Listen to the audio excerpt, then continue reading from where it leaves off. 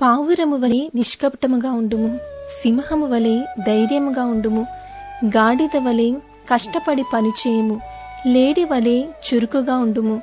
కుక్క వలె విశ్వాసము కలిగి ఉండుము, గువ్వ వలె ప్రార్థనలో మూలుగుచుండుము, చీమల వలె క్షేమము కలిగి ఉండుము, గొర్రె వలె దీనముగా ఉండుము, కుందేలు వలె దేవుని ఆశ్రయించుము, కోడిపుంజు వలె వేకువనే మొరపెట్టుము, నెమలి వలె క్రీస్తు సౌందర్యము చూపించుము, గుర్రము వలె స్వార్థ కొరకు పరిగెత్తుము, ఒంట వలె మోకరించి ప్రార్థనలో భారము కలిగిండుము, ఆవు వలె విన్న వాక్యమును నెమరవేయము, పక్షిరాజు వలె నూతన బలము పొంది పైకెగురుము, పిచ్చుక వలె దేవునిపై ఆధారపడుము, తేనెటీగ వలె వాక్యమును హృదయములో నింపుకొనుము. ఆమేన్.